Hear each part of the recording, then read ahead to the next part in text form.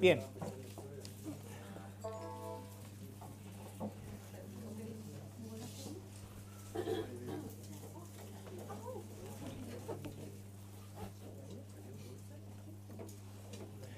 Bien.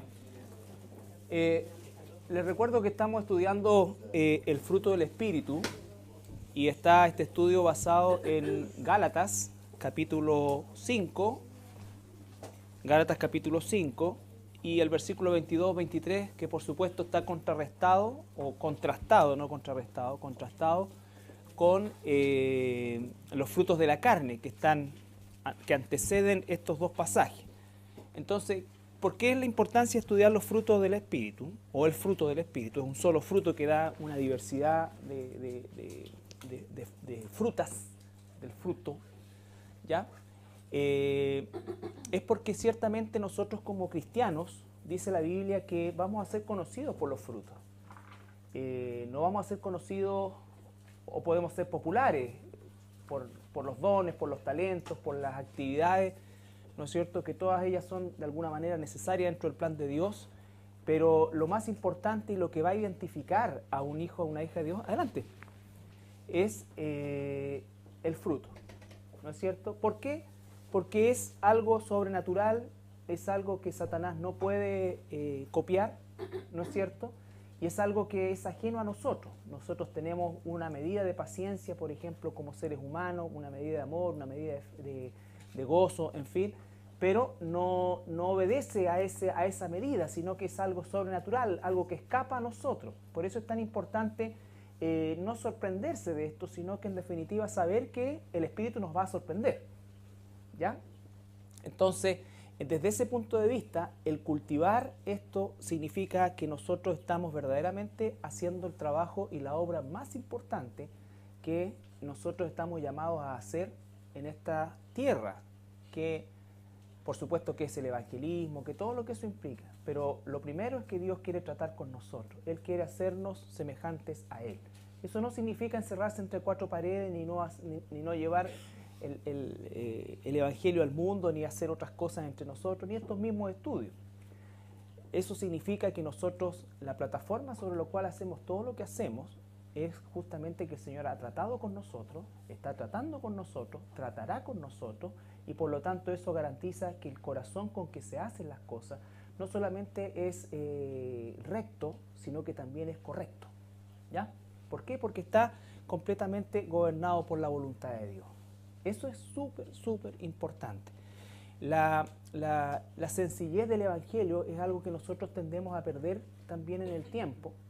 Y cuando digo la sencillez del Evangelio no significa que sea fácil, sino que el Evangelio es ciertamente algo mucho más sencillo de lo que nosotros muchas veces tratamos de plantearlo, ¿ya? Es Dios que quiere trabajar en nosotros, la obra del Espíritu Santo, la santidad, ¿no es cierto? Ser santo es un cambio posicional al cual accede cualquier ser humano que se arrepiente de su condición, ¿no es cierto? Y que recibe a Jesucristo como su único Señor y Salvador, y que verdaderamente el Espíritu Santo viene a su vida y comienza a gobernar desde las cosas domésticas hasta aquellas cosas que son mucho más trascendentales dentro de nuestra vida. Entonces, la importancia del fruto del Espíritu es que esto es la única garantía de que esa semilla que fue sembrada en nosotros se quebró y está dando fruto. Los dones no vienen de un fruto.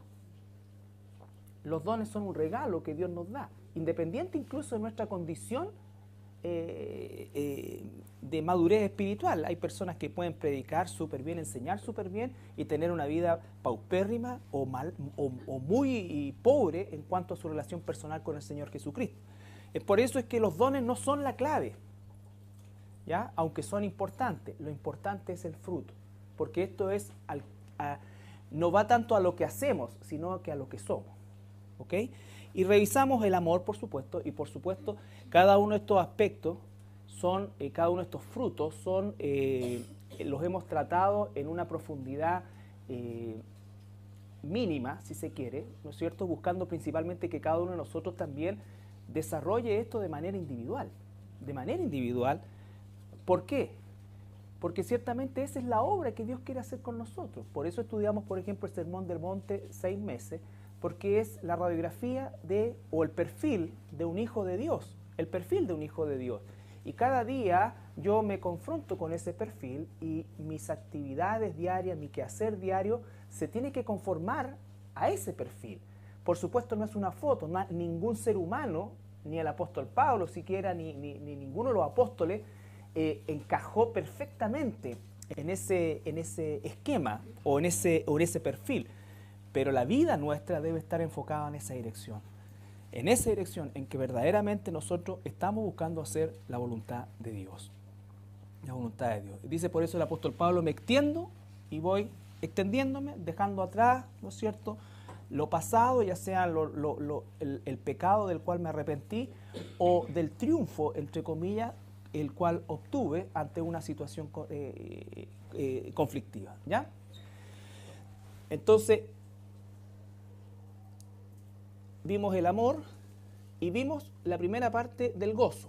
Cada uno de ellos los vamos a ver probablemente en 2 miércoles por la relevancia que tiene. Y comenzamos la semana pasada con el tema del gozo y ahí están las 2 palabras que aparecen en el griego, en el Nuevo Testamento y en el Antiguo Testamento, que significan exactamente lo mismo, ¿no es cierto? Y lo más importante y lo más relevante es que dice que es una alegría que no está sujeta a lo externo, sino que a lo interno. Es un estado de convicción, de seguridad, de deleite. A eso le llamamos gozo, ¿no es cierto? Que es un estado de alegría. Entonces, hicimos un paralelo entre lo que es el gozo y lo que es la felicidad, que es la búsqueda humana natural, sin Cristo. ¿Cuáles eran las características de la felicidad en, ¿no es cierto?, contraposición con el gozo? ¿No es cierto? La felicidad siempre depende de lo externo. ¿Qué más? Es por poco tiempo.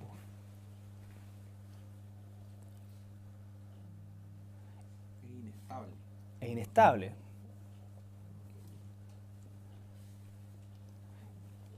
¿Qué más?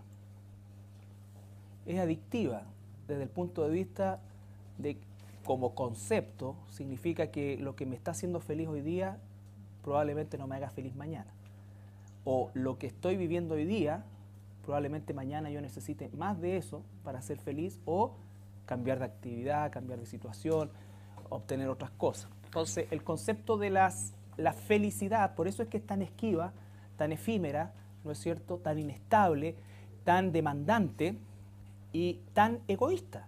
Porque la búsqueda de la felicidad necesariamente implica, la gran mayoría de las veces, la infelicidad de otros. ¿Se entiende eso? ¿No es cierto? Hijo mío, me voy de la casa, los amo, daría mi brazo derecho por ustedes, pero me voy de la casa igual porque ya no amo a su mamá o a su papá. ¿No es cierto? Entonces, por poner un ejemplo, es lo que más se ve hoy día en nuestra realidad social. Siempre la búsqueda de la felicidad deja algunas víctimas, porque es prioritariamente y primariamente egoísta. ¿Ya? ¿Qué es lo que nos promete la palabra de Dios? La palabra de Dios nos promete gozo, ¿no es cierto? Y el gozo es un estado interno, que no depende de las circunstancias externas, ¿no es cierto? Y por eso es que es un estado de convicción, es un estado, como dice ahí, de deleite, de seguridad, que son palabras que se encuentran en esta definición. O sea, estamos plantados con tal seguridad sobre la roca que efectivamente eso es gozo. Eso es gozo. Genera alegría. Lo primero que nos analizamos, ¿no es cierto?, es el gozo de ser hijos de Dios. Hijos de Dios, de estar inscritos en el libro de la vida, de haber sido salvados de nuestra vana manera de vivir, de haber sido salvado de un destino del lago de fuego por la eternidad, de ser maldito ante Dios a ser bendito ante Dios, de ser enemigo de Dios a ser amigo de Dios, ¿ya? De ser esclavo de Satanás a ser siervo de Jesús, ¿no es cierto? ¿Y se acuerdan por qué tenemos que ser en esta etapa siervos?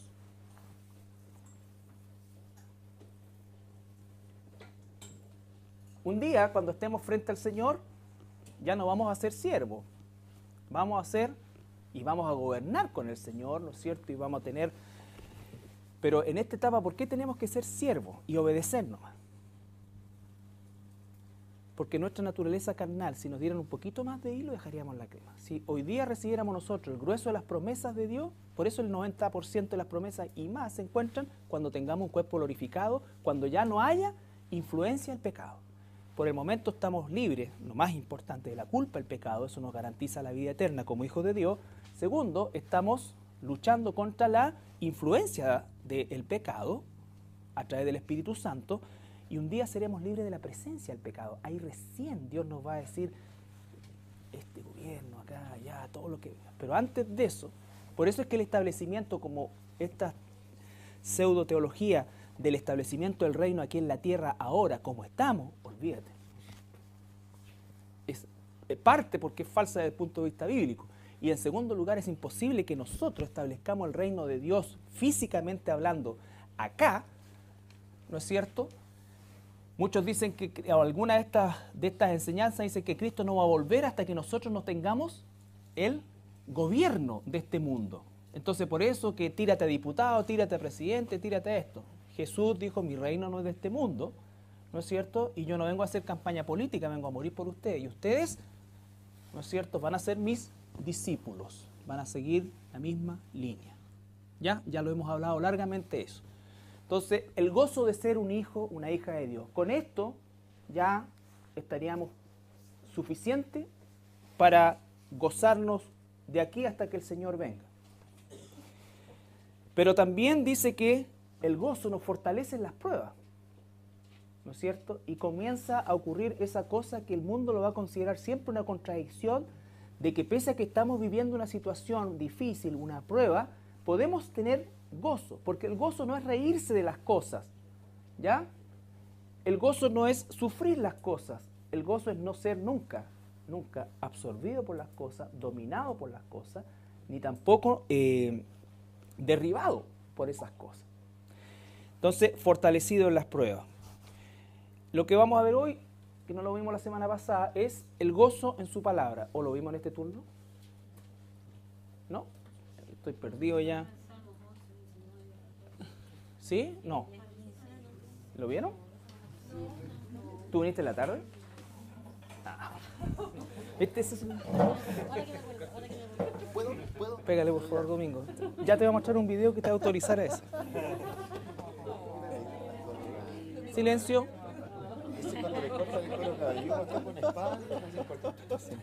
Ya. Tranquilo. Ya. No, no es. Gózate. Ya. Gozo en su palabra. Un cristiano verdadero, un hijo, una hija de Dios verdadero.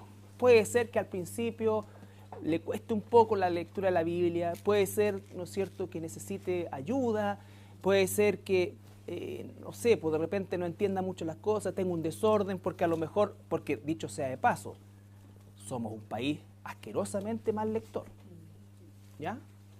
Mal lector. Entonces,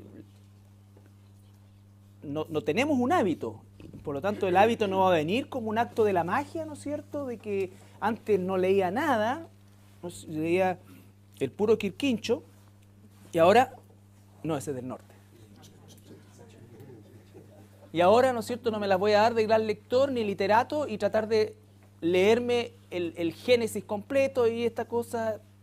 Tenemos que ser también realistas. Por eso es que nuestro hermano Sergio cada año prepara un calendario para que cada día tú y yo podamos leer una parte de la Biblia y completar el año leyendo la Biblia completa. Es una excelente ayuda.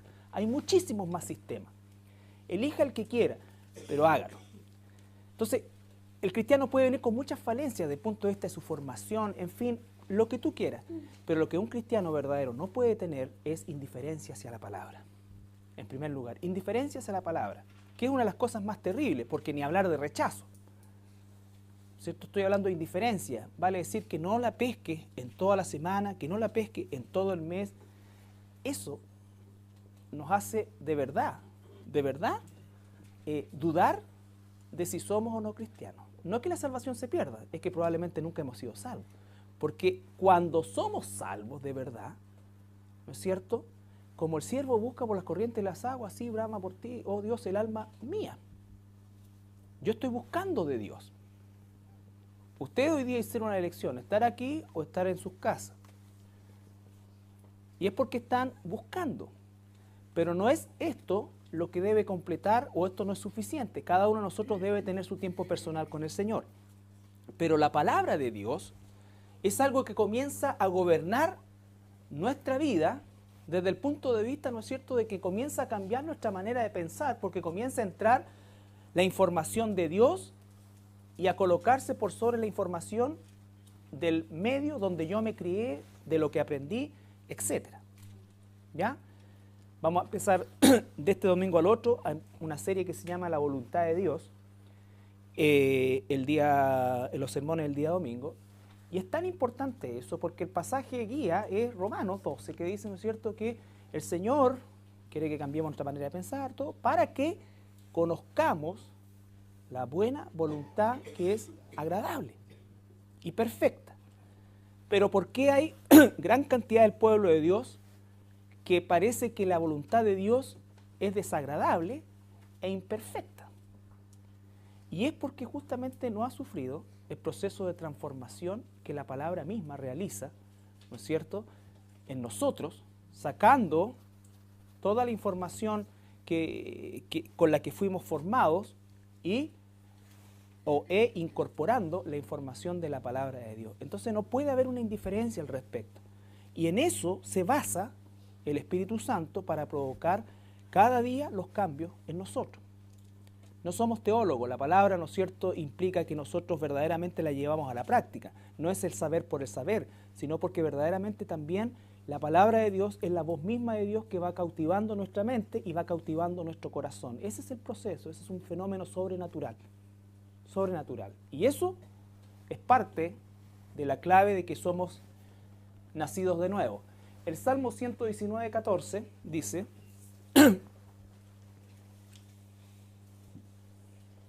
Ya.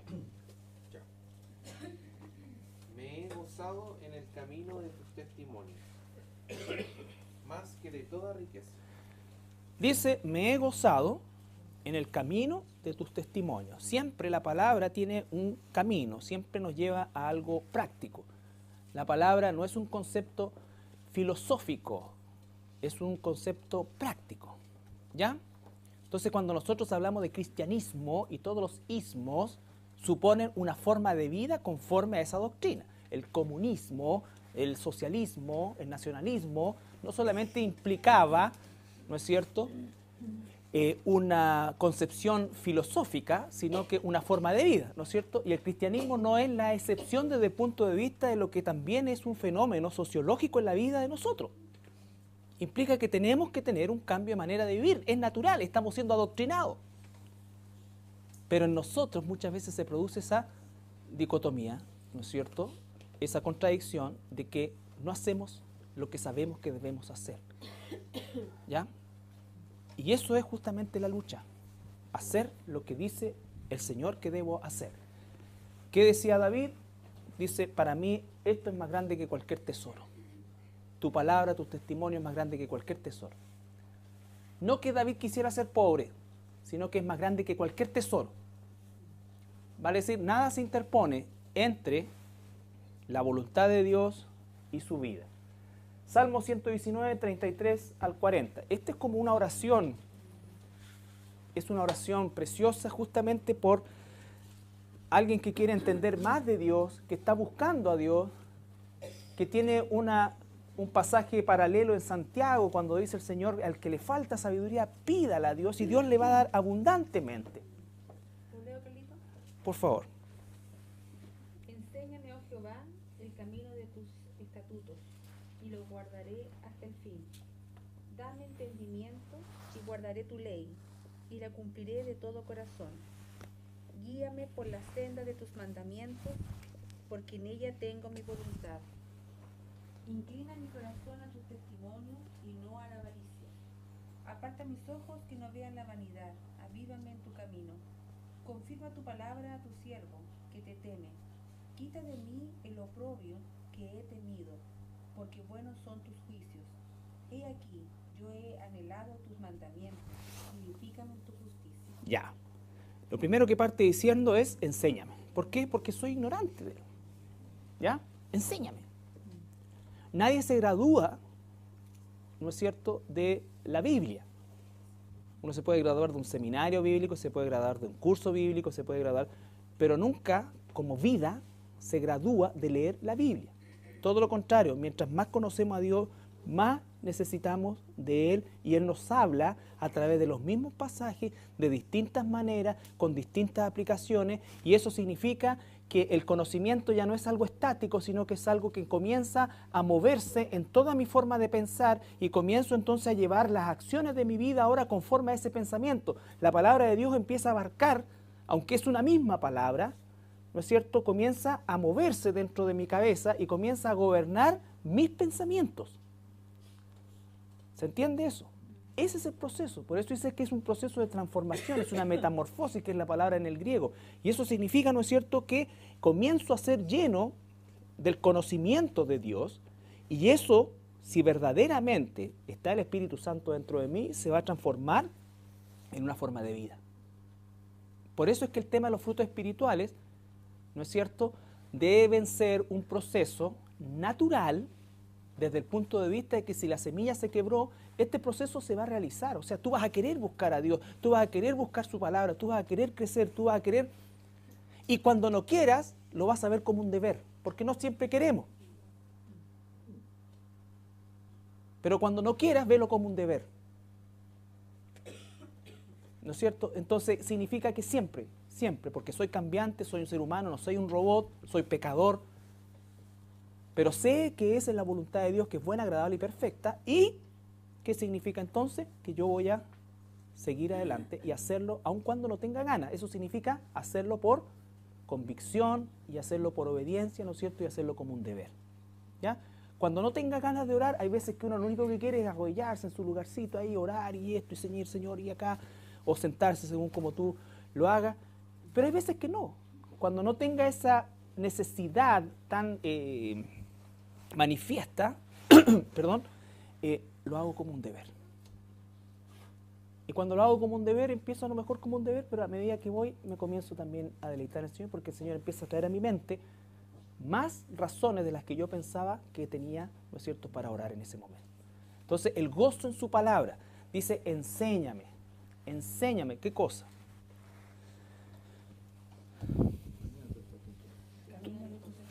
El camino de tus estatutos. Y otra vez vuelve a colocar el concepto de camino, porque la palabra de Dios es una forma de vida.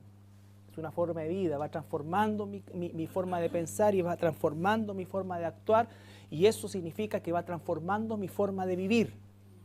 Mi forma de vivir. Ya no es una postura, sino que es una forma de vivir. Eso es la meta. Jesús no se hacía el bueno, Jesús no se hacía el que necesitaba al Padre, Jesús era. Por eso dice que cuando ustedes quieran orar en relación, no porque no podamos orar de manera pública, sino que lo que está haciendo en el ejemplo ahí el publicano, el fariseo, que le gustaba recibir, ¿no es cierto?, la adulación de la gente, y se mandaban unas oraciones que dejaban con la boca abierta a las personas, al vulgo, ¿no es cierto?, pero que ciertamente el Señor Jesucristo discernía las intenciones del corazón, y lo que esa persona estaba buscando era la aprobación, el aplauso y la admiración de la gente, y por eso dice, ya tienen su premio, o sea, ahí está tu premio. Pero nuestro Padre Celestial no le impresiona eso. No le impresiona eso. ¿Ya? Por eso es que siempre yo recomiendo, cada uno si está siendo guiado por el Espíritu Santo no, pero recomiendo que uno sea siempre lo más sobrio en las oraciones públicas. Señor, tú que sacaste a tu pueblo del Egipto y lo llevaste por el desierto de Rabajal-Azapal, y hiciste esto, y te llevaste esto, y acá y allá. Chuta, aquí somos todos el zoológico heterogéneo. Entonces empezamos nosotros a decir, chuta, puta que estoy lejos. O sea, que soy poco espiritual. Con razón no me salen las cosas. Y empezamos. No, nos estamos dejando impresionar por lo que ven nuestros ojos. Recuerda 2 Samuel. Pero el Señor ve el corazón. El Señor ve el corazón. Entonces, ¿qué significa eso? Como Jesús era de bajo perfil y Jesús era espectacular. resucitó a la hija de Jairo y le dijo, shh, todo para afuera. Resucitó a la hija de Jairo y él se fue casi por una puerta de atrás y le dijo, no le digan a nadie. Porque el reino de Dios no consiste en milagros, no consiste en esto, consiste en la salvación del género humano. Del género humano. Por eso el amor por su palabra es conocer a Jesús, vivir un estilo de vida como el de Jesús. ¿Ya? Vivir un estilo de vida como el de Jesús. Y eso significa justamente deleitarme en su palabra. Me deleito en su palabra, me gozo en su palabra. Él me enseña su palabra. Y por a través de la enseñanza de su palabra, ¿no es cierto?, mis caminos son corregidos. ¿Qué dice después?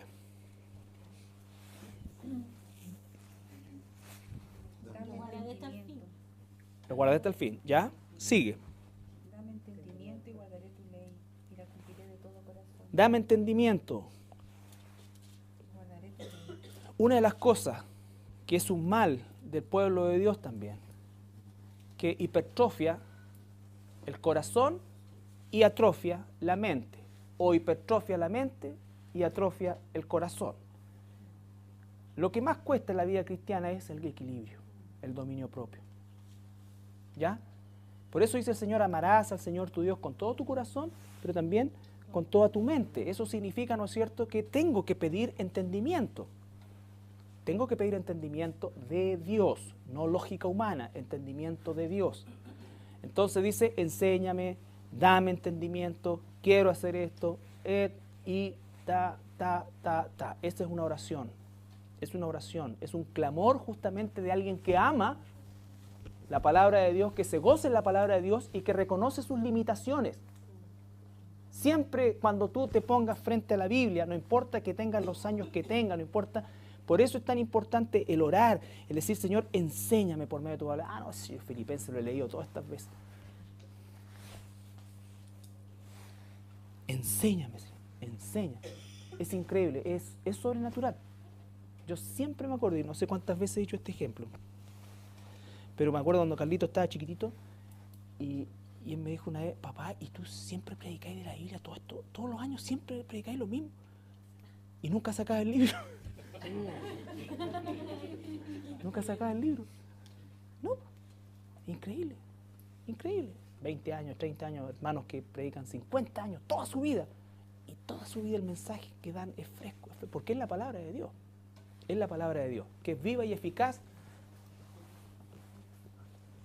Entonces, ¿qué dice después Jeremías 15:16?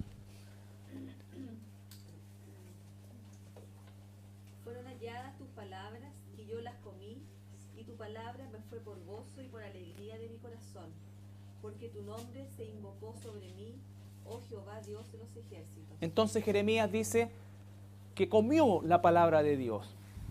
Recuerden, Jesús dijo, mi comida es hacer la voluntad del Padre, ¿no es cierto? Por supuesto que esto no da pie a la transubstanciación, que es una herejía católica romana en la cual dice que se come el cuerpo de Cristo y se toma la sangre y que el cura tiene un poder sobrenatural casi mágico de transformar y bajar al mismo Cristo del cielo, meterlo en esa hostia, ¿no es cierto? Porque el canon romano dice que no es una figura ni un símbolo, es real. Y si tú no lo crees, eres maldito. ¿Ya? Entonces, no es eso. Jesús dijo también, yo soy la puerta, y no significa que él tenía bisagra, manilla. Está hablando de un concepto absolutamente metafórico. ¿Ya? Eso es una... Mejor no decir nada porque estamos al aire, creo. Porque nunca todos me llaman de... ¡Ay, no se vio nada! ¿Se ve? Ya. Ahora solo no se escucha. No se escucha. Ya salió la Y sí. Ya. Y el nido, perdón.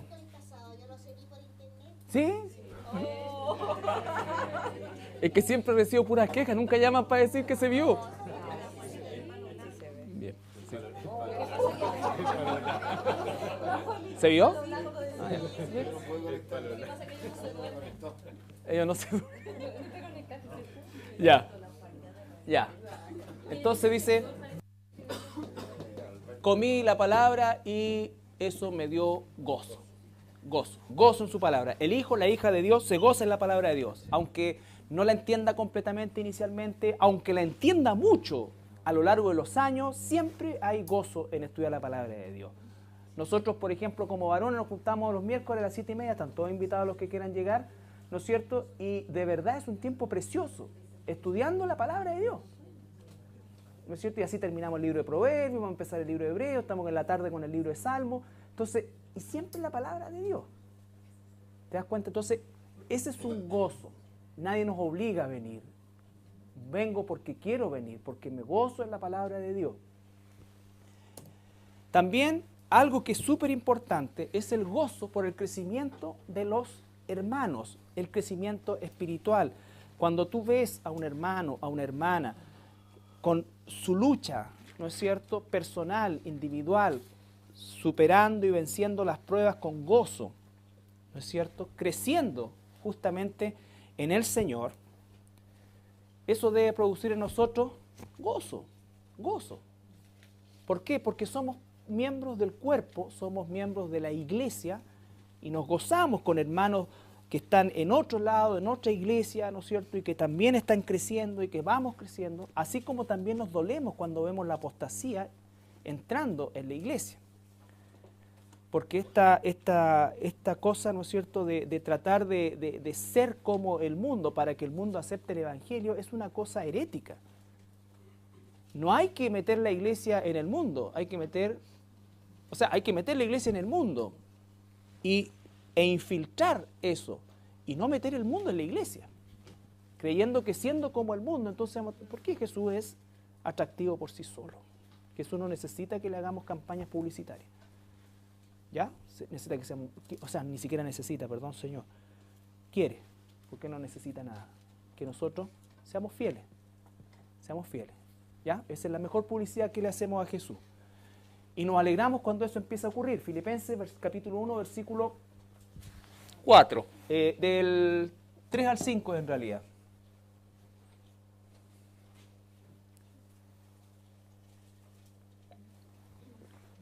Doy gracias a mi Dios siempre que me acuerdo de vosotros, siempre, en todas mis oraciones, rogando con gozo por todos vosotros, por vuestra comunión en el Evangelio desde el primer día hasta ahora. Eso entonces, el apóstol Pablo, él dice, yo me gozo y le doy gracias al Señor por el crecimiento que ustedes están teniendo.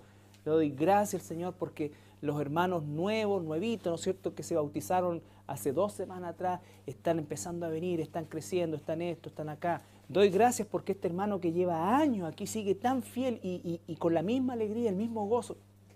Gracias, Señor, por eso. Entonces, nos alegramos por eso. ¿Ya?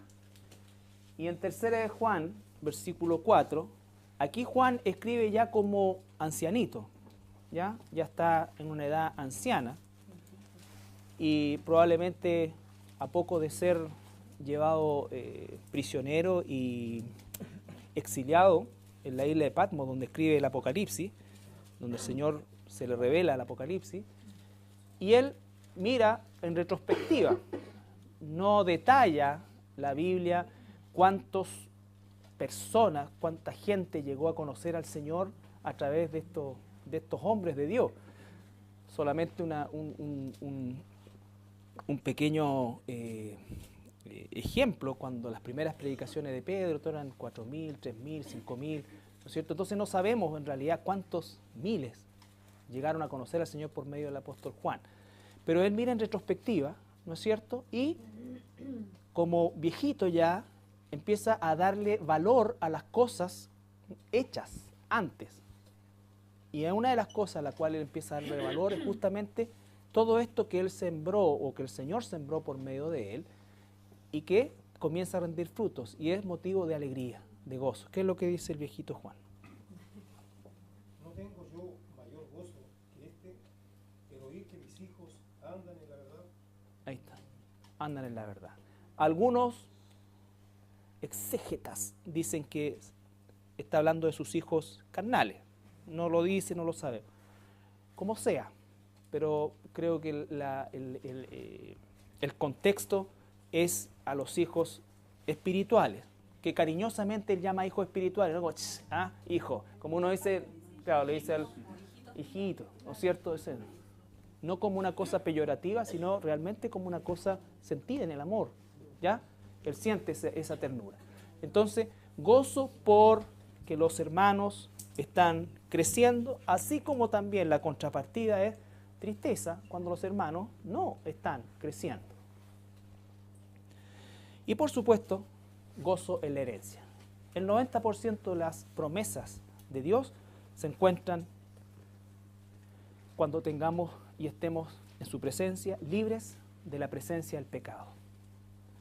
Porque si nosotros recibiésemos gran parte de esas promesas hoy, igual que el hijo pródigo, las gastaríamos en puras tonteras.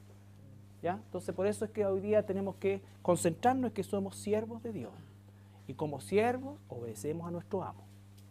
¿Ya? Tenemos un amo bueno, compasivo, que nos ama a tal punto que Él mismo pagó nuestro rescate. Y la herencia dice en Colosenses capítulo 1, versículo 12 al 14.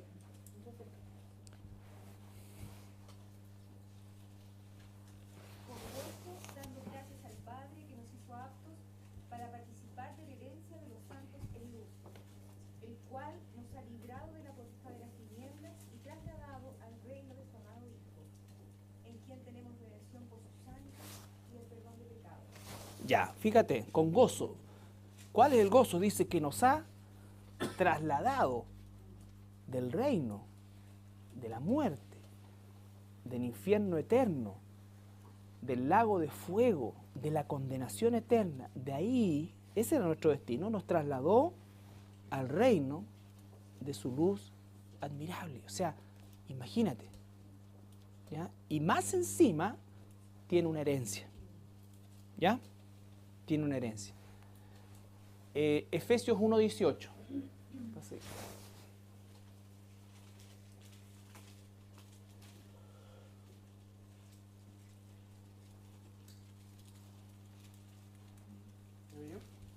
Bueno. Alumbrando los ojos de vuestro entendimiento para que sepáis cuál es la esperanza a que Él os ha llamado y cuáles las riquezas de la gloria de su herencia en los santos. Entonces, herencia. Nos gozamos porque hay una herencia. Primera de Pedro, capítulo 3, Primera de Pedro, capítulo 1, versículo 3 al 8. ¿No es cierto? Aquí dice que es herencia incorruptible, incontaminada, inmarcesible, reservada para nosotros en los cielos, que soy guardado por el poder. ¿Quién quiere leerla? ¿Ya? Bendito el Dios y Padre de nuestro Señor Jesucristo, que según su grande misericordia nos hizo renacer para una esperanza viva, por la resurrección de Jesucristo de los muertos, para una herencia incorruptible, incontaminada e inmarcesible, reservada en los cielos para vosotros, que sois guardados por el poder de Dios mediante la fe, para alcanzar la salvación que está preparada para ser manifestada en el tiempo postrero, en lo cual vosotros os alegráis, aunque ahora por un poco de tiempo, si es necesario, tengáis que ser afligidos en diversas pruebas, para que sometida a prueba vuestra fe, mucho más preciosa que el oro, el cual, aunque perecedero, se prueba con fuego, sea ya en alabanza, gloria y honra cuando sea manifestado Jesucristo, a quien amáis sin haberle visto, en quien creyendo, aunque ahora no lo veáis, os alegráis con gozo inefable y glorioso. Ya. Ese es mi hijo. Ese. Sí. Amén.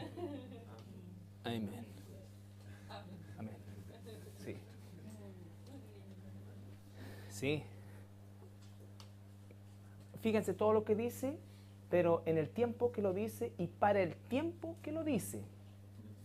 La promesa que tiene hoy día para nosotros validez, ¿no es cierto? Es toda, por supuesto, pero la que podemos, entre comillas, cobrar ahora es que Él nos va a guardar siempre, hasta que lleguemos a ese momento. Él nos va a guardar, ¿ya? Por eso es que si el cristiano busca ser feliz en este mundo, va a tropezar con la misma piedra que el mundo tropieza. Porque Dios no ha prometido hacernos felices. Es más, Dios ha prometido probarnos y no darnos en su amor, nada que nosotros no podamos resistir, porque el propósito es que nosotros desarrollemos carácter. ¿Cómo voy a desarrollar paciencia como fruto espiritual? Si soy un verdadero hijo de Dios, si el Señor no pone un saco de plomo al lado mío, ¿no es cierto?, que me haga la vida imposible por un buen tiempo. Me la haga la vida cuadrito. ¿Ya? Entonces, el amor, todo eso, claro, va a ser así, po. Entonces, y tengo que orar por él y amarlo y eso, y todo eso es sobrenatural. Todo eso es sobrenatural. ¿Ya?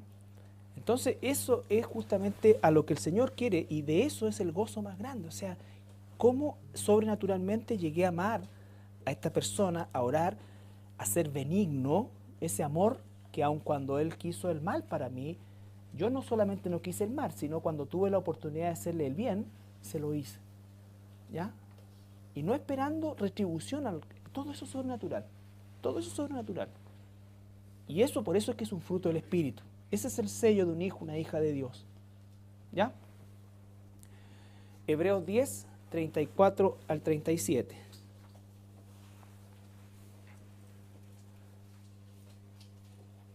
Porque de los presos también os compadecisteis, y el despojo de vuestros bienes sufristeis con gozo, sabiendo que tenéis en vosotros una mejor y perdurable herencia en los cielos.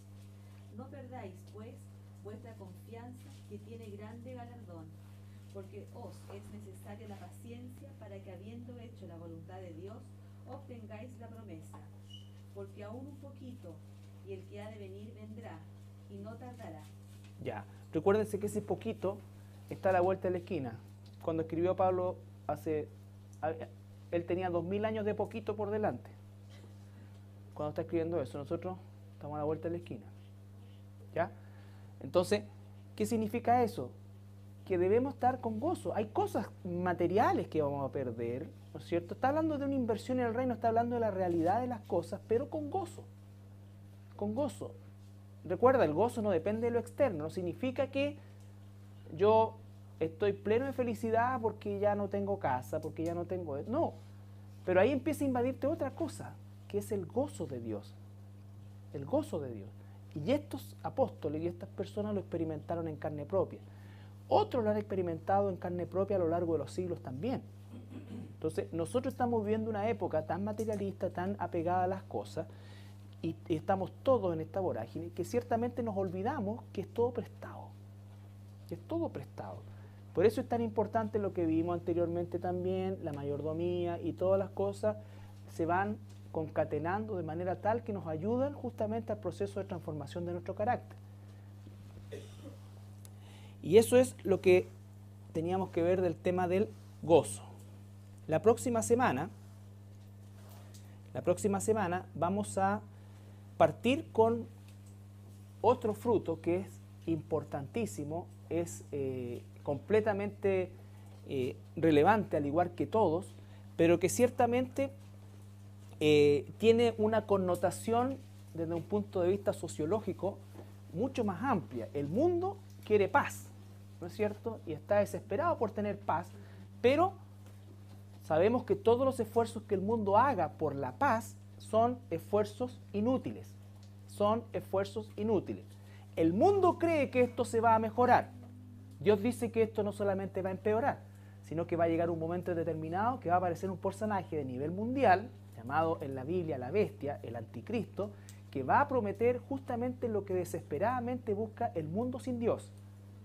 Paz. Dios dice, mi paz les dejo, pero no una paz como la que está buscando el mundo. Cuidado con eso. Por eso es que el involucramiento del cristiano en política partidista, el cristiano, el otro día estaban entrevistando a un ministro en la radio y le estaban preguntando acerca de un cristiano, de las demandas estudiantiles, que qué pasaba con esto. ¿Qué tiene que hacer una pregunta de ese tipo? Si esta cuestión no va a mejorar. Ese deseo de meterse en política partidista, ¿no es cierto?, para estar como a tono, es herético. ¿Significa eso que el cristiano no hace uso de sus derechos? No. Significa que nosotros, Piñera, Lavín, Bachelet, quien sea, nosotros estamos llamados a respetar esa autoridad, ni siquiera estar de acuerdo con él o con ella, porque nosotros somos ciudadanos del reino, nuestro reino no es de este mundo. Estamos en este mundo, pero para vivir como ciudadanos de ese reino. Y respetamos las leyes que están acá, sean justas o injustas. Recuerden siempre que el contexto en el cual el apóstol Pablo escribe estas cosas de Romanos 13 es un contexto en el cual en ese momento gobernaba el emperador Nerón, ¿no es cierto? Que Hitler casi era el niño del coro al lado de él. Y él manda a respetarlo. ¿Ya? Entonces, no, el cristiano no se encadena al Congreso por los derechos. No. ¿Se entiende eso? El mundo piensa de otra manera y por favor, de eso se trata, cambia nuestra manera de pensar. No es un movimiento pasivo, es un cristianismo activo. Recuerden, cuando Jesús vino, lo primero que quisieron hacer, salve al rey de los judíos, y el tiro. ¿Y por qué la gente se volvió contra él? ¿Por qué cuando entró, ¿no es cierto?, en el domingo, Hosana, el que viene en nombre del Señor? Porque todos veían la libertad del yugo romano ahí. Y como vieron que no pasó nada en la semana, cuando tuvieron la oportunidad de pedir a Barrabás, pidieron a Barrabás. Porque no cumplió su expectativa.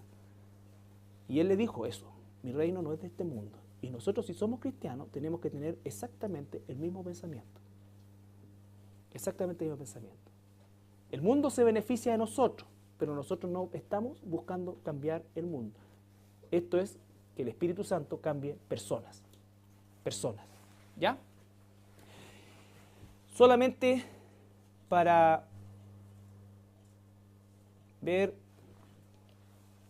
este es un video humanista de una caminata por la paz a nivel mundial, donde adhirieron un montón de líderes y todo, pero escuchen ustedes el mensaje y por supuesto no hay nada de Dios ahí, es siempre el hombre tratando de alcanzar las cosas. Vamos a ver si se conecta esto.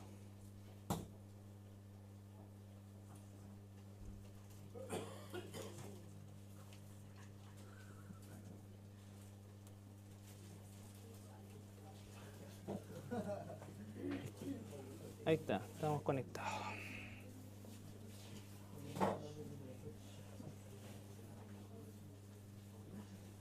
Espero que nadie se emocione con este video, porque igual le ponen música, color, pero ve el mensaje que hay detrás. Si Satanás es súper atractivo.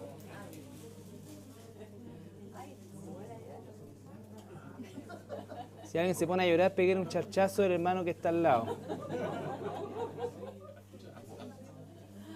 Con amor sí, pues, ¿eh? Como los musulmanes, no tiene que salir sangre. Sí.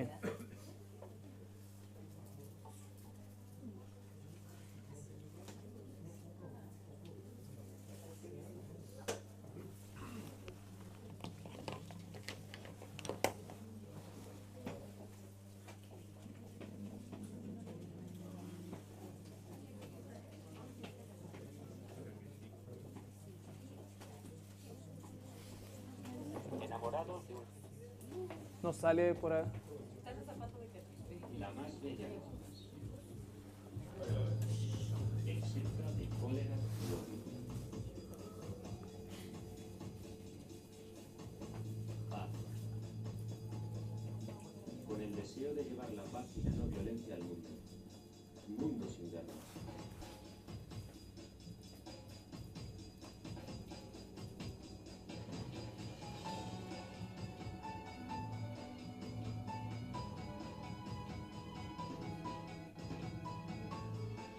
Marcha Mundial por la Paz y la No Violencia. El 12 de octubre de 2009, coincidiendo con el aniversario del nacimiento de Gandhi, comenzando en Wellington, Nueva Zelanda, hasta el 12 de enero de 2010 en Punta de Vacas, Argentina. Una marcha de 160.000 kilómetros, durante 93 días, a través de los 5 continentes y la Antártida.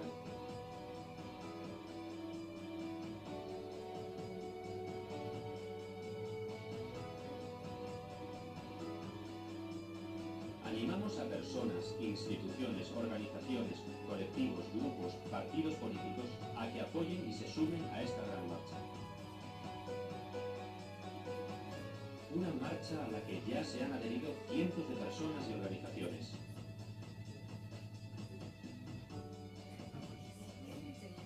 La mami también para está. lograr la desaparición de las armas nucleares, la reducción progresiva y proporcional del armamento, la renuncia de los gobiernos a utilizar las guerras como medio para resolver conflictos, generar una conciencia social mundial en contra de toda forma de violencia física, racial, religiosa, económica, sexual y psicológica, para que se escuche el clamor de millones de personas en todo el mundo que quieren la paz y el fin de las guerras. Ya, fíjense que la Michelita pro aborto, pero marcha por la paz. O marchó. Y la no violencia, claro. Ya, ahora, en esto está la mitad del mundo, Occidente, lo cual es una falacia y es también porque los niveles de violencia intrafamiliar, los niveles de violencia a todo nivel son altísimos, ¿ya? O sea, nosotros mismos andamos cargados de la violencia, ¿no es cierto? Hoy día manejar en La Serena ya no es lo que era hace 10 años atrás. Entonces, se ha generado una nueva raza de conductores en la ciudad ultra violentos, por decir un ejemplo, que es lo más doméstico que podemos tener. Ahora, ¿en qué está la otra mitad del mundo? Los 1.220 millones de musulmanes. Vamos a ver si ellos quieren la paz. Esto, por favor, no es un juicio a las personas, es simplemente una concepción para que veamos lo utópico que es de esto.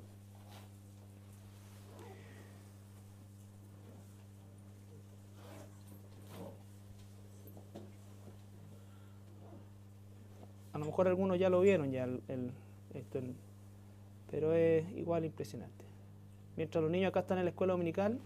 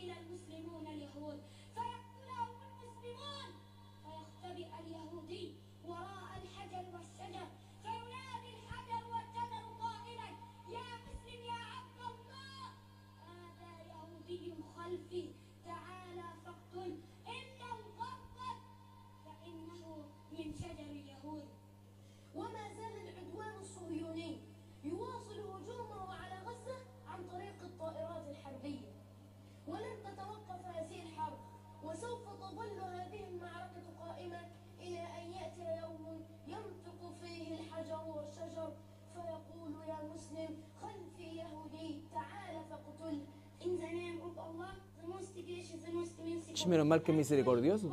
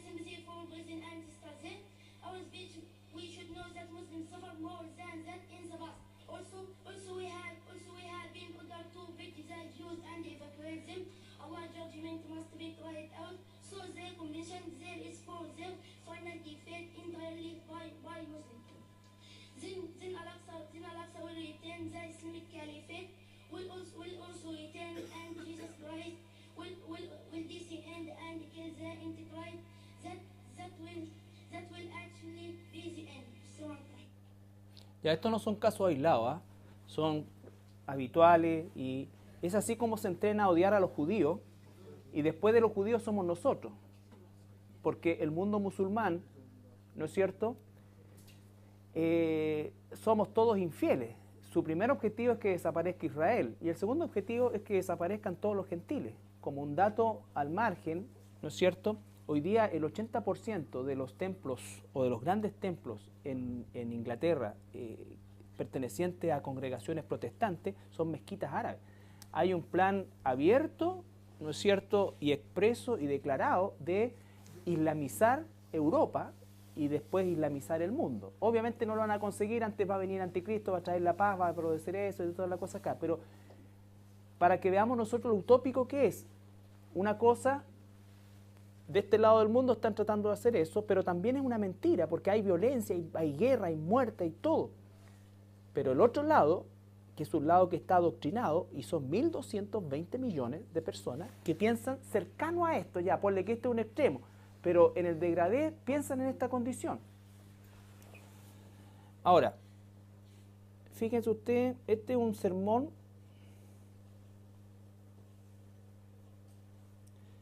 de un pastor islámico. Aquí se está hablando en favor de, ¿no es cierto?,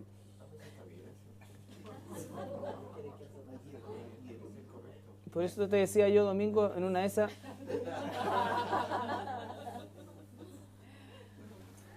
acuérdense que nosotros estamos pro familia, todo. ¿Cómo es que ¿dónde están los derechos humanos acá?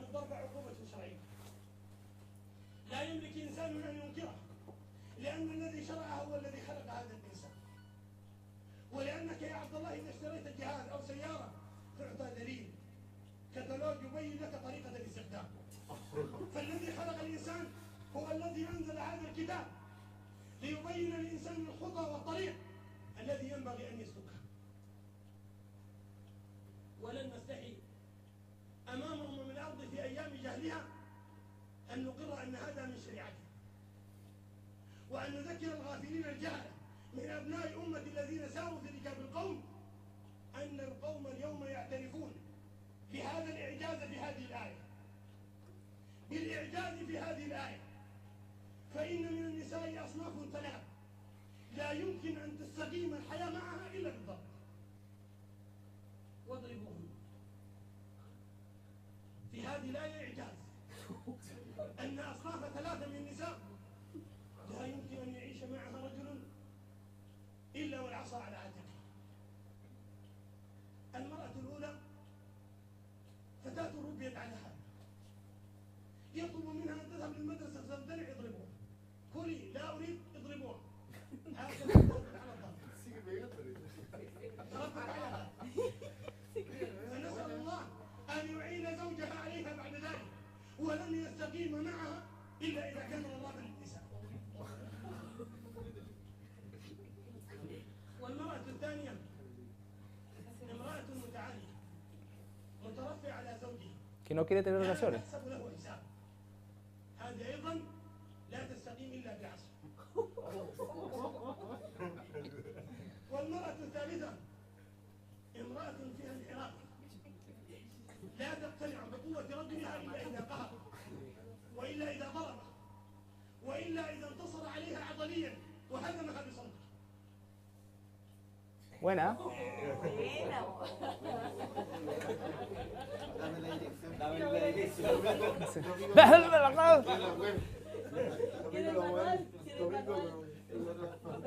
Entonces, la otra mitad del mundo, esta es la filosofía de vida, es horrible. ¿Sabes por qué? Porque la gente, las mujeres las matan. Las matan. Las matan, no hay. Este es suavecito. Es alegre, todos se ríen acá, pero no es para reírse. Porque Es para llorar. las mujeres se mueren. Sí, po. La pregunta es, Las violan y si te violan, te matan igual porque tú eres hermoso, entonces tú tienes que violar igual. Y tienen derecho, todo el derecho. fíjate que hay otro video que habla de que Mahoma con su primera esposa tenía 38 años y la eligió cuando tenía 6 y consumó el matrimonio cuando ella tenía 9. ¿Ya? Entonces, pedófilo. Pero ¿dónde está aquí Amnistía Internacional, de derechos humanos? No, se van a meter a las protestas aquí, ¿no es cierto? Los cabros, se van a meter a las protestas allá, esto, allá. ¿Te das cuenta? ¿Dónde están los grandes mega ministerios, ¿no es cierto?, que quieren alcanzar el mundo? ¿Por qué no están aquí? El 90% de los pocos misioneros que hay en estos momentos en el mundo musulmán pertenecen a congregaciones pequeñas. a congregaciones pequeñas. Dicho sea de paso, hay poquísimos misioneros también en Israel. La Biblia dice que nosotros debemos amar al pueblo de Israel, orar por el pueblo de Israel, orar por ellos también, que son hijos de Ismael, ¿no es cierto? Pero el propósito de esto es solamente, tal como decía Emita, en las noticias sale la mitad de la crudeza que hay en esto. Entonces, piensen ustedes, nosotros acá hablamos de femicidio, allá es legal, y es parte no solamente de la cultura de la religión, es como cuando el presidente iraní, el Mahmoud Ahmadinejad, ¿no es cierto?, dice que hay que destruir Israel. Él cree que está cumpliendo un ministerio profético.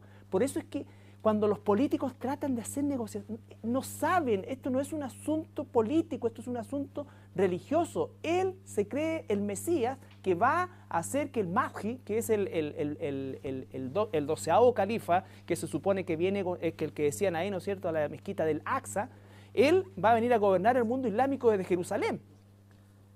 ¿Ya? Entonces, ¿qué es lo que tiene que hacer antes? Y que el presidente iraní siente que él ha sido, y está convencido que él ha sido llamado, es destruir y sacar a los judíos de Jerusalén para que pueda llegar su Mesías. Entonces, por eso toda esta marcha por la paz, camine, todo esto es una utopía y es en lo que el mundo está enceguecido. Por eso cuando tratemos el tema de la paz como fruto espiritual, nosotros tenemos que pensar en los tres aspectos de la paz de Dios. Primero que nada, mientras el hombre no haga la paz con Dios, va a ser imposible que tenga paz con nadie, ni consigo mismo. Después de la paz con Dios va a tener paz con su medio, con sus pares. Aunque los otros estén en guerra conmigo, pero yo estoy en paz con ellos. Y tercero, va a tener paz con su medio ambiente, que hemos violentado hasta el cansancio. Aun cuando el Señor va a restaurar el día de mañana la tierra y todo. Pero esto es lo que está el mundo, esto es lo que sueña. No sé si alguien se acuerda del éxito que tuvo o no. Nadie se acuerda de eso. Se están todos agarrando. Esto fue el año 2009-10 y 2010. ¿Ya? Entonces, la paz no es una cosa gratis, pero sí es un fruto que va a venir justamente de nuestro desarrollo espiritual. ¿Ya? ¿Alguna pregunta? ¿Alguien quiere?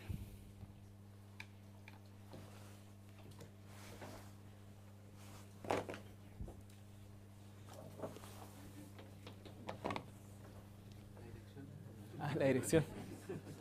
Agradezcamos a Dios que no nacimos en un país musulmán. Sí. Todas las mujeres que se quejan de que el esposo aquí... te falta el turbante, ¿no me entiendes?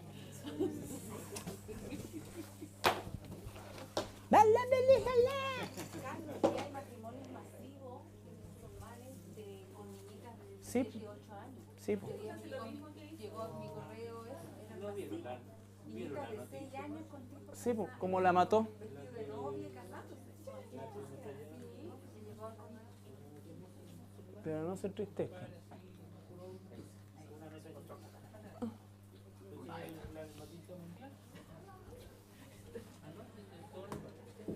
Ya. Estamos. Sergito, ¿tú puedes orar?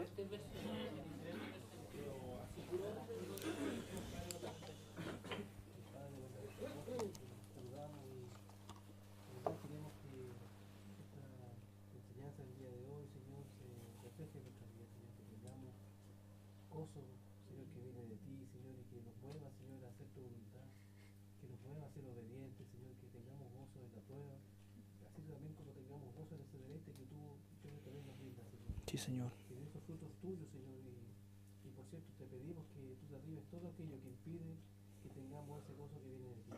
Amén. Llénanos con tu Espíritu Santo, que tu palabra, Señor, derribe fundamentos, ideas, pensamientos que son en la carne y que sea cambiado por lo que viene de ti, Señor. Amén. Y especialmente que tengamos ese sincero agradecimiento, ese gozo, Señor, en nuestros corazones, Sí, Señor. de habernos salvado del infierno, del lago del fuego, y ese juicio, Señor, de condenación, Señor. Pero Padre, ponemos esta oración sincera, que mueva nuestros corazones, que tengamos una vida transformada, Señor, y que ese gozo se refleje al mundo, Señor, y que sea para tu gloria y para tu honra. Querido Padre, ponemos esta oración a tus pies, en nombre de Jesucristo. Amén. Amén, Señor. Gracias, Señor.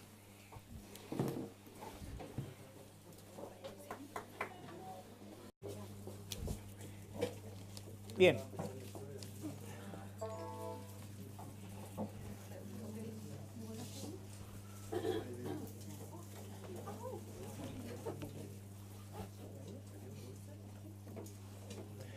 Bien. Les recuerdo que estamos estudiando el fruto del Espíritu y está este estudio basado en Gálatas, capítulo 5, Gálatas capítulo 5 y el versículo 22-23, que por supuesto está contrarrestado, o contrastado, no contrarrestado, contrastado con los frutos de la carne que anteceden estos dos pasajes. Entonces, ¿por qué es la importancia de estudiar los frutos del Espíritu, o el fruto del Espíritu? Es un solo fruto que da una diversidad de frutas, del fruto, ¿ya? Es porque ciertamente nosotros como cristianos, dice la Biblia, que vamos a ser conocidos por los frutos. No vamos a ser conocidos o podemos ser populares por los dones, por los talentos, por las actividades, ¿no es cierto? Que todas ellas son de alguna manera necesarias dentro del plan de Dios. Por supuesto no es una foto, ningún ser humano, ni el apóstol Pablo siquiera, ni ninguno de los apóstoles encajó perfectamente en ese esquema o en ese perfil, pero la vida nuestra debe estar enfocada en esa dirección, en que verdaderamente nosotros estamos buscando hacer la voluntad de Dios, la voluntad de Dios. Dice por eso el apóstol Pablo: me extiendo y voy extendiéndome, dejando atrás, ¿no es cierto?, lo pasado, ya sea el pecado del cual me arrepentí o del triunfo, entre comillas, el cual obtuve ante una situación conflictiva, ¿ya? Entonces,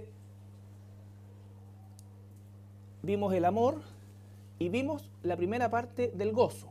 Cada uno de ellos los vamos a ver probablemente en 2 miércoles por la relevancia que tiene. Y comenzamos la semana pasada con el tema del gozo, y ahí están las 2 palabras que aparecen en el griego, en el Nuevo Testamento y en el Antiguo Testamento, que significan exactamente lo mismo, ¿no es cierto? Y lo más importante y lo más relevante es que dice que es una alegría, que no está sujeta a lo externo, sino que a lo interno. Pero lo más importante y lo que va a identificar a un hijo o una hija de Dios, adelante, es el fruto, ¿no es cierto? ¿Por qué? Porque es algo sobrenatural, es algo que Satanás no puede copiar, ¿no es cierto? Y es algo que es ajeno a nosotros. Nosotros tenemos una medida de paciencia, por ejemplo, como seres humanos, una medida de amor, una medida de gozo, en fin, pero no obedece a esa medida, sino que es algo sobrenatural, algo que escapa a nosotros. Por eso es tan importante no sorprenderse de esto, sino que en definitiva saber que el Espíritu nos va a sorprender, ¿ya? Entonces, desde ese punto de vista, el cultivar esto significa que nosotros estamos verdaderamente haciendo el trabajo y la obra más importante que nosotros estamos llamados a hacer en esta tierra, que por supuesto que es el evangelismo, que todo lo que eso implica. Pero lo primero es que Dios quiere tratar con nosotros. Él quiere hacernos semejantes a Él. Eso no significa encerrarse entre 4 paredes, ni no llevar el evangelio al mundo, ni hacer otras cosas entre nosotros, ni estos mismos estudios. Eso significa que nosotros, la plataforma sobre la cual hacemos todo, los dones no vienen de un fruto. Los dones son un regalo que Dios nos da, independiente incluso de nuestra condición de madurez espiritual. Hay personas que pueden predicar súper bien, enseñar súper bien y tener una vida paupérrima o muy pobre en cuanto a su relación personal con el Señor Jesucristo. Por eso es que los dones no son la clave, ¿ya? Aunque son importantes. Lo importante es el fruto, porque esto es no va tanto a lo que hacemos, sino que a lo que somos, ¿ok? Y revisamos el amor, por supuesto, y por supuesto cada uno de estos aspectos son, cada uno de estos frutos son, los hemos tratado en una profundidad mínima, si se quiere, ¿no es cierto? Buscando principalmente que cada uno de nosotros también desarrolle esto de manera individual. De manera individual. ¿Por qué? Porque ciertamente esa es la obra que Dios quiere hacer con nosotros. Por eso estudiamos, por ejemplo, el Sermón del Monte 6 meses, porque es la radiografía o el perfil de un hijo de Dios, el perfil de un hijo de Dios. Y cada día yo me confronto con ese perfil y mis actividades diarias, mi quehacer diario, se tiene que conformar a ese perfil. Lo que hacemos es justamente que el Señor ha tratado con nosotros, está tratando con nosotros, tratará con nosotros, y por lo tanto eso garantiza que el corazón con que se hacen las cosas no solamente es recto, sino que también es correcto. ¿Ya? ¿Por qué? Porque está completamente gobernado por la voluntad de Dios. Eso es súper importante. La sencillez del Evangelio es algo que nosotros tendemos a perder también en el tiempo. Y cuando digo la sencillez del Evangelio no significa que sea fácil, sino que el Evangelio es ciertamente algo mucho más sencillo de lo que nosotros muchas veces tratamos de plantearlo. ¿Ya? Es Dios que quiere trabajar en nosotros, la obra del Espíritu Santo, la santidad. ¿No es cierto? Ser santo es un cambio posicional al cual accede cualquier ser humano que se arrepiente de su condición, ¿no es cierto? Y que recibe a Jesucristo como su único Señor y Salvador, y que verdaderamente el Espíritu Santo viene a su vida y comienza a gobernar desde las cosas domésticas hasta aquellas cosas que son mucho más trascendentales dentro de nuestra vida. Entonces, la importancia del fruto del Espíritu es que esto es la única garantía de que esa semilla que fue sembrada en nosotros se quebró y está dando fruto.